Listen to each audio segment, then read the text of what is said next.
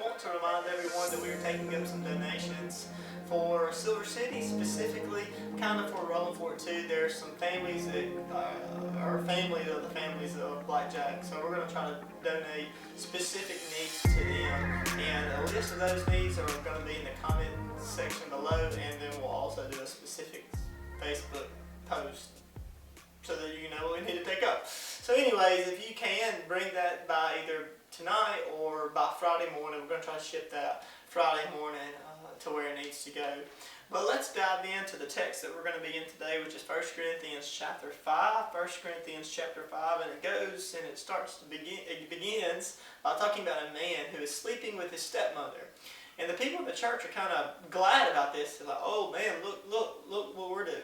But what they don't realize is they're actually being more, they think that they're growing closer to God through this act of disobedience. But what they don't understand is it's actually a hostile act towards God. And so Paul is going to let them know, hey look, this isn't something to brag about. This isn't something good.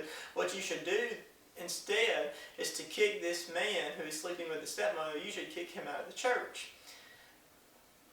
Now, maybe in a way, rightfully so, some people can read that, or I read that, and it's like, ooh, that's harsh, right? Like church discipline. Ooh, we don't like that word, and I'm there. Like I kind of feel the harshness of it. Also, in my mind, I like to think, okay, if I really loved that dude, like even if I knew that he was doing something wrong, but if I loved him, I would invite him to church and say, hey, look, continue to be involved and continue to pray, and we'll pray for you, and we'll try to seek out reconciliation between you and the other members of your family, and we'll try to remove you from this sin, and we'll try to make everything right. What Paul's going to say is actually something that's counterintuitive to our minds. He's going to say, actually, the most loving thing that you can do is to punish him. Now, that's kind of hard to hear, but that's Scripture. He is saying, because you love him, verse 5, you must throw this man out and hand him over to Satan, so that in his sinful nature it will be destroyed, and he himself will be saved on the day when the Lord returns.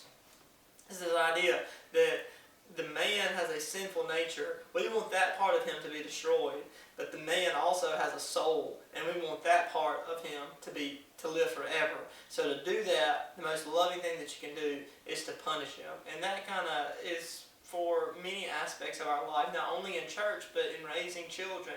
Not only in raising children, but in trying to run a business. Not only in trying to run a business, but trying to manage a family. So there's different ways that this Scripture comes to life, not only in the life of the church, but in the lives of our everyday interactions with other people.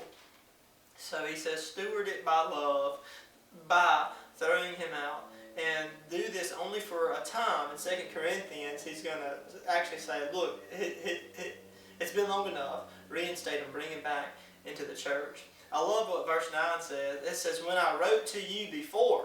When I wrote to you before. So this is the idea where we get that actually this is probably the second letter that Paul actually wrote to the Corinthians. Now this is 1 Corinthians, but probably the second letter. We don't have the first letter that Paul had written. He says, when I wrote to you before, I said this, this, this, and this. So that leads us to believe that there were at least 3 letters that he wrote to the church at Corinth.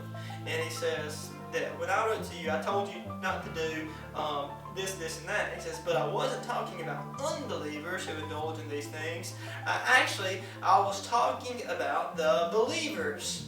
It's not your responsibility to judge the outsiders, but it certainly is your responsibility inside the church to judge those who are sinning. So those are some of the things that I got from 1 Corinthians chapter 5. And until next time, I'll see y'all tomorrow on 1 Corinthians chapter 6.